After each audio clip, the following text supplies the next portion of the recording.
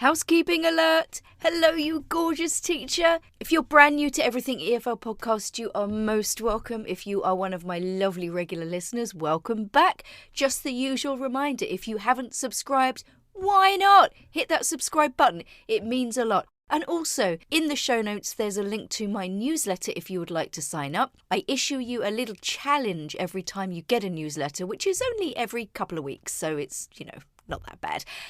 And there's a survey. I'm doing a little bit of market research, and if you could click on the link in the show notes and complete the survey, I would be really, really grateful. Just think of it as a, tit for tat, if you will, for all of this amazing free content you're getting. Okay, on with the show.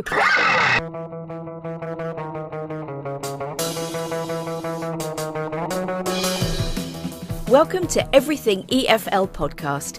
My name's Erin O'Byrne, and I absolutely love sharing my knowledge with you, my darling teacher, and helping you build not only community, but your students' confidence. I truly believe that a positive frame of mind is essential for your students to learn. There's also a bunch of other teachy stuff thrown in for good measure too.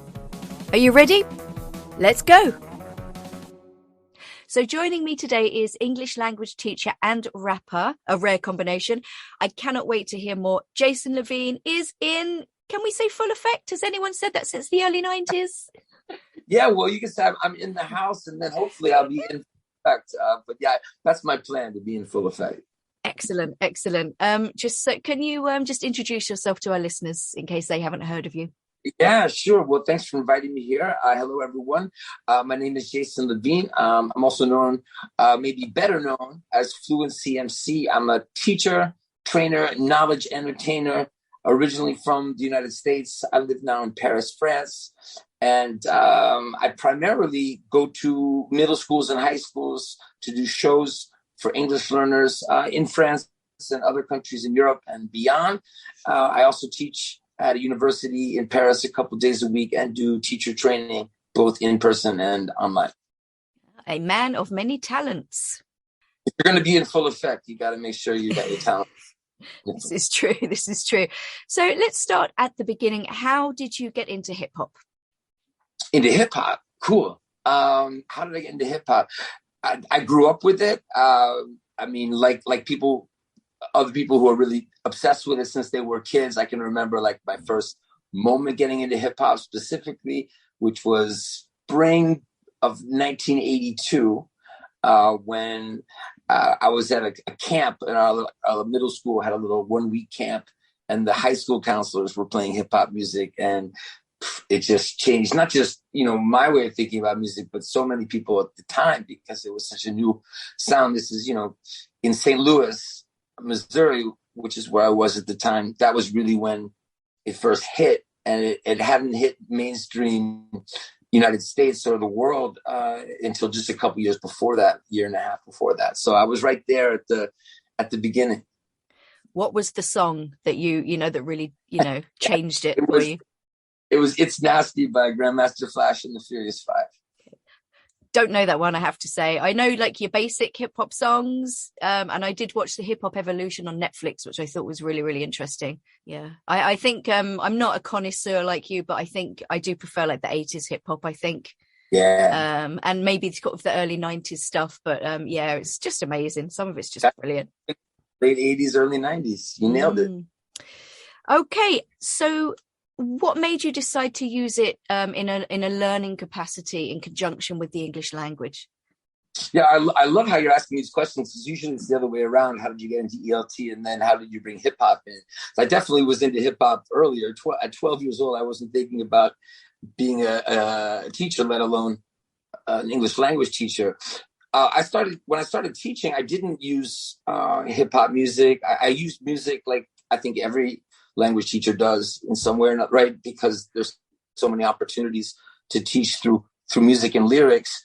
But I didn't make a connection. Well, I started making a connection. I was teaching in New York City. I had students from all over the world who had hip hop in common, because it's this universal culture, Mexican hip hop, Japanese hip hop, Ukrainian hip hop. So that was amazing, because I was a hip hop DJ for years.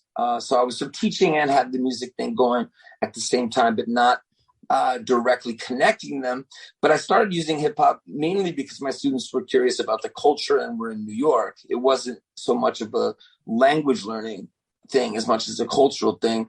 And then it hit me that, because music helps us remember grammar, vocabulary, pronunciation so much better than most things, I could use hip hop music for this.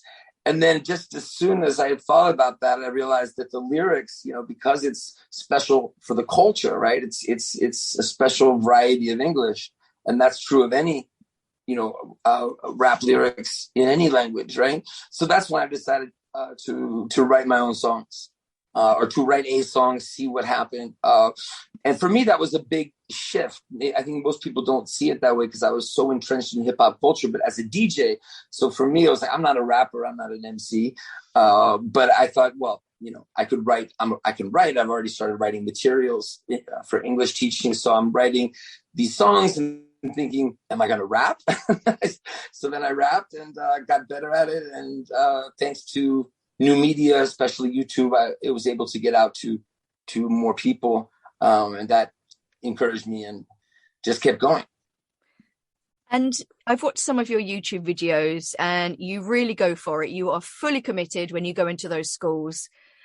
How do students respond to you initially when they see someone on stage who is not in the same age bracket as most hip hop artists, white man, how do they respond to that initially?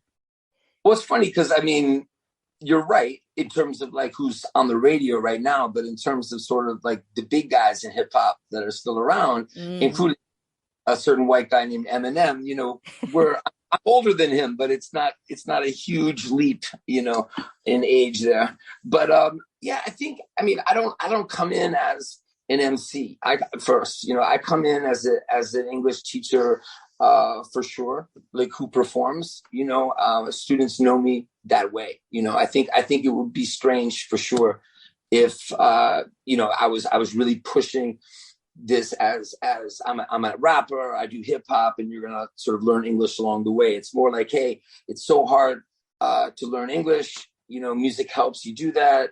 I've made these songs to help you. So that's more the image students have of me in their minds. If they know me before I come in, and some of them do, some of them I'm introducing what I do for the first time. And I do that through talking about New York, hip hop culture, language learning, pronunciation. Like I put them all together in my presentation. Yeah, that's really clever. It's a really nice idea. So how long does it take them once you start your the performative side of things? What's the sort of the point when you've got them in the palm of your hand? That's a great question. Yeah, it used to be I was aiming for this point, and it didn't always happen because I had students in different countries, different levels of English, different types of people, and I wasn't good enough at what I was doing yet. But I definitely can say now, after with the experience I have now, that there is a point where I kind of go from getting them chanting with me, sort of clapping and chanting, to putting the first hip hop beat on, and it kind of segues out of just the choral response thing, the drilling, basically. So they sort of see a connection. I want them to feel that connection with drilling and repetition. But when it's with music, that's what we do. We do call and response. We sing along. So that's the moment. It's a moment where I'm practicing with, hi, how are you doing? It's really nice to meet you.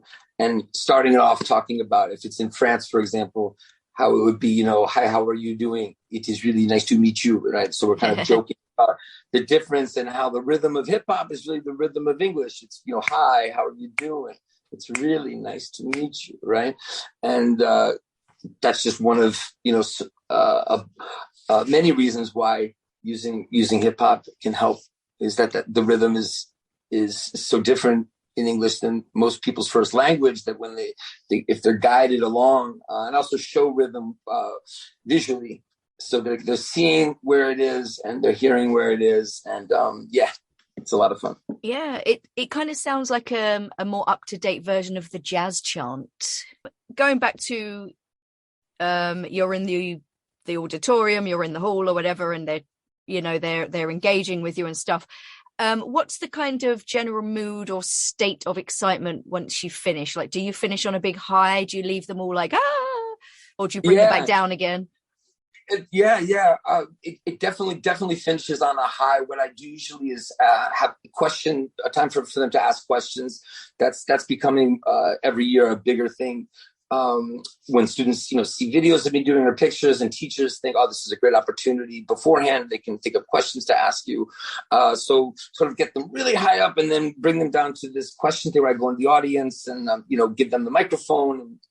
And by the way, during the performance, I'm also doing that, but they're coming up to, maybe rap or beatbox or breakdance. So this is where kind of it calms down. We talk, they ask me questions, and then we do a really rousing number, either the irregular verb song, which is my most popular one, still Stick, Stuck.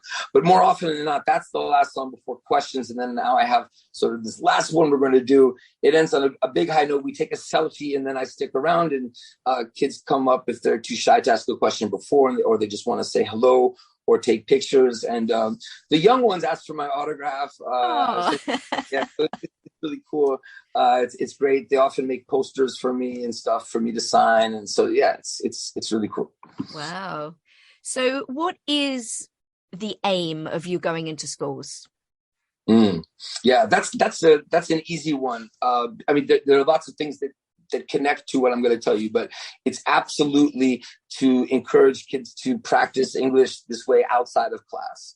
So a common misconception people have is they'll see a video of mine where I'm rapping in the classroom, and they think I'm sort of the rapping teacher, like it's like a rap musical. Kids come to my class, and it couldn't be further from the truth. I began doing this in 2007.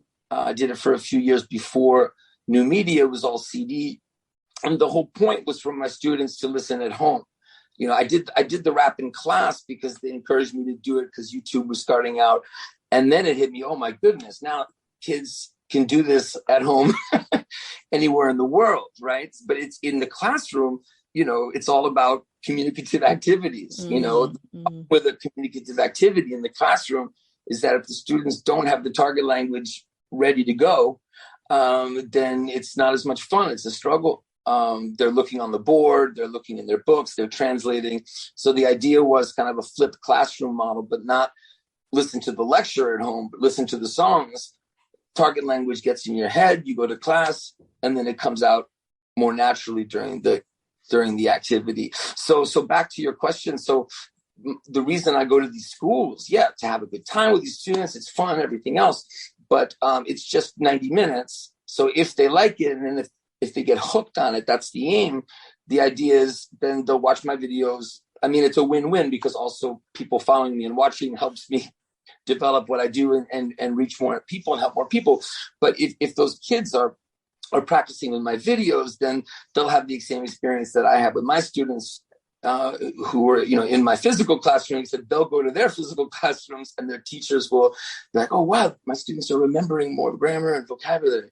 So that's the point. And that's the thing that teachers need to understand. And I make a point to really talk to them about that. But this is a team effort. This is not about you changing what you do. On the contrary, this is about you continuing what you do, but hopefully having more success because students are more prepared for the activities you're doing. And I think anything students can get engaged with outside of the classroom is where the real learning takes place a lot of the time. So obviously you're into promoting learner autonomy. How important is that to you to promote that? It's huge, but I think learner autonomy, and when I do teacher training now, it really boils down to this whole idea of, how to indirectly get students hooked on English outside the classroom. And it's learner autonomy, but I feel when I look back at how I learned about learner autonomy and like CELTA and master's programs, it was a little bit more of an emphasis on, students really need to, get out there on their own kind of thing. And I don't think, if you're 13 years old in France in a middle school, being encouraged or told or assigned, things to do to have more autonomy, 9 times out of 10, you're not going to do anything because you're going to be too stressed out. You're going to feel lost.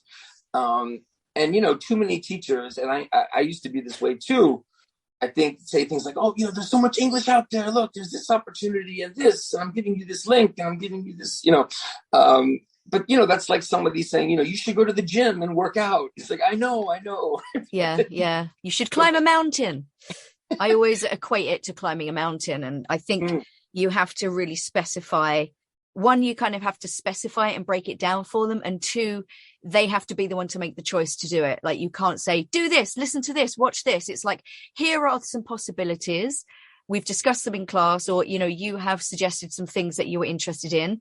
Why don't, maybe if you like, have a look at the possibilities, choose one. What you're talking about, this is what I get into so much with teachers. It's like, because I think the best way to start is to explore what happens with those students who do get hooked.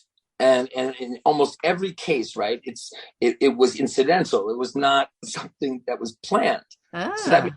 So if, for example, you have a student, and I meet students like this all the time because they're the first ones to come up to me and start blabbing away in English, because they're so confident, because they're getting so much outside the classroom. So, I mean, France, for example, the students have 3 hours of English a week or 4 hours if they're lucky, right, in the public schools. So, I mean, that's obviously, it's absurd that they'd be able to learn to speak English that way. It doesn't matter how good the teacher is, how good the materials are, right? It's all about outside, what they're going to get outside. So you notice that there's this one student or these 3 students that are getting only 3 hours a week, but their English is just booming. They're not studying abroad. They don't come from a bilingual family.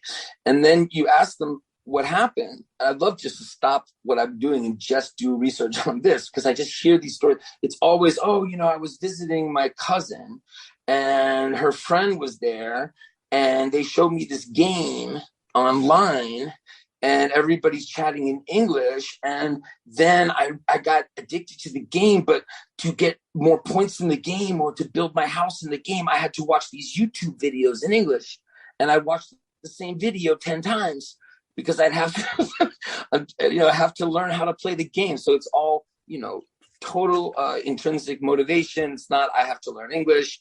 It's, I just want to play the game.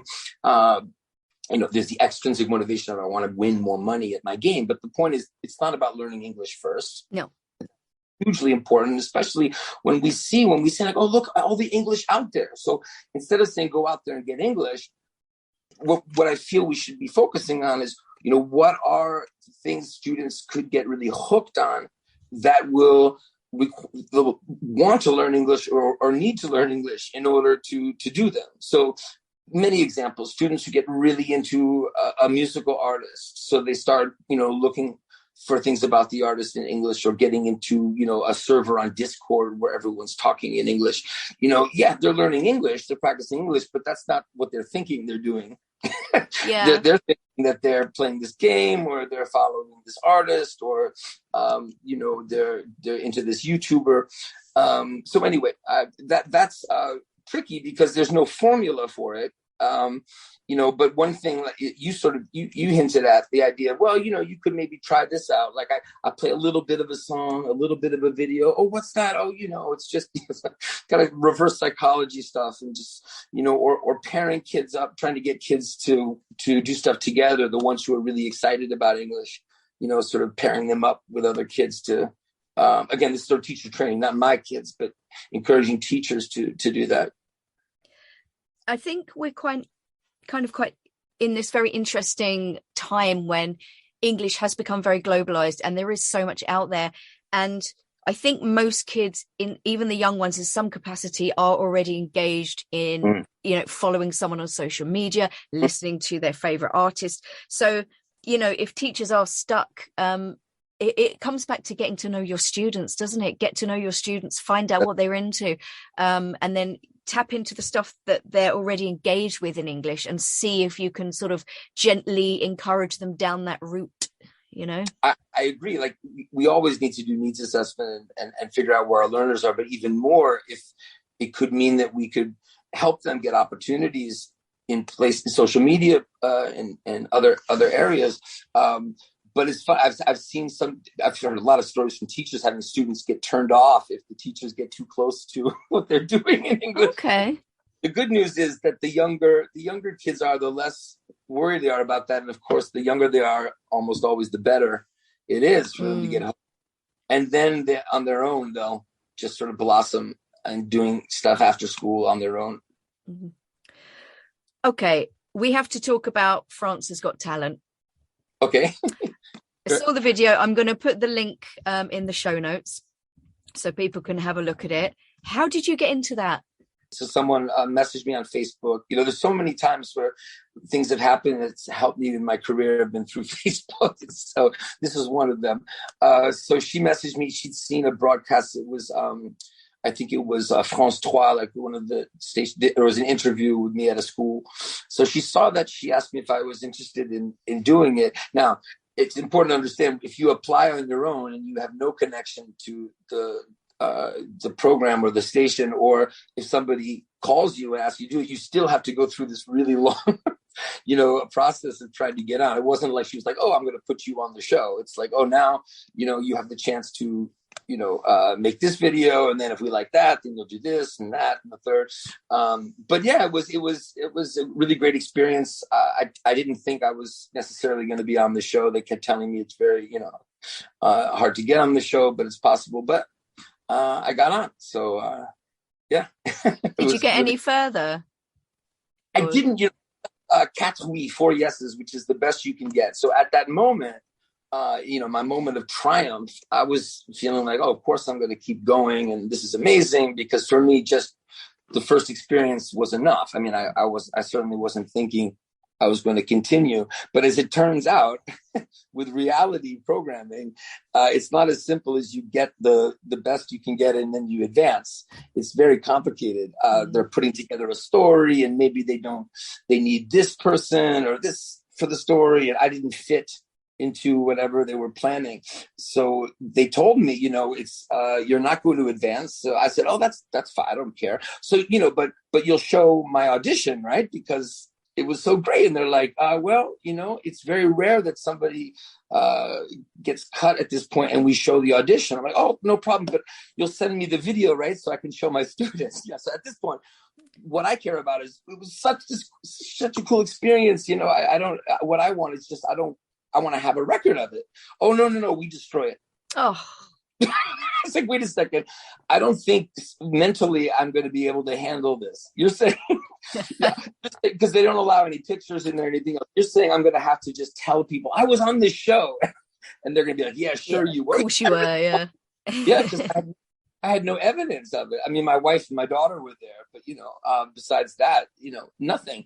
So it was really stressful, and I got very lucky. They cut it down to like 1 minute. I was on stage for like 7 minutes. They cut it down. They put it at the very end. But I'm really lucky, because that's something I show when I go to the schools. It makes the kids so happy and excited. It helps sort of my credibility, and then they pay more attention and get more into the English side of things. So yeah, I'm really glad I have that. Brilliant. Not many people can say they've been on national TV, Yeah. No, it was. I mean, it was a harrowing experience. I mean, I was petrified, but it was great. Fair balls to you, man. Fair balls. Okay, so where can people find you, Jason? Yeah, just Fluency MC, if they remember my name, and then wherever you like to be on social media. I spend most of my time on Instagram. And not a lot of time on LinkedIn, but I'm definitely available on LinkedIn. Especially I work a lot with teachers, doing things on LinkedIn, messaging and so forth. But yeah, YouTube for the videos, Instagram, if people want to see what I'm doing in schools. And I just want a little, where I am most of the time, happily, is off this corporate social media on an app that is, I'm working with a couple of people. We have our own app now called Relevant. So people are interested in the App Store or Google Play. It's Relevant Skills, and I'm teaching English there, doing online stuff with students. And it's just so great to be somewhere, sort of our own private place with that's not these big social media people. You put something up in a feed for a chat, and people are going to see it, that kind of stuff. Like in the old days. So yeah, check out Relevant Skills in the App Store or Google Play. Amazing. Okay, now in our last chat, you did say something about a little freestyle. Of course. Yeah. Well, what do you want? Do you want a real freestyle off the top of the head, or do you want something? Maybe it's better something that I've done before. Completely up to you. Really? Let's see. Well, I mean, I could do a little bit of the irregular verb rap that most people know. Yep. Just get a taste of that, and then maybe do a little something else real quick. So the stick for sticking in your head, the irregular verbs. The first part goes like this. The microphone I took, taken, you shake, shook, shaken, wake, woke into the style I'm creating. Think, thought, seek, sought, listen to the lesson that I teach, taught, don't sleep, slept. I creep, crept, I sneak, snuck up, you leap, leapt. I keep, kept, having fun. I'm never beaten. I win, won, do, did, done, begun, shoot, shot. No, I don't own a gun. I lead, led, so I can feed, fed, the knowledge you need straight to your head. When I bring brought it, you catch, caught it. Sit back, relax, don't fight, fought it. Deadly. That's so good. Thank you. Yeah, and just a little contrast, because a lot of my songs are stories that are more collocation based. I'll give you a little taste of one called A Life, which is collocations with get. And I know you had Hugh Deller on here recently, so shout out to all the lexical approach people and people teaching chunks. Here is a bit of Get a Life.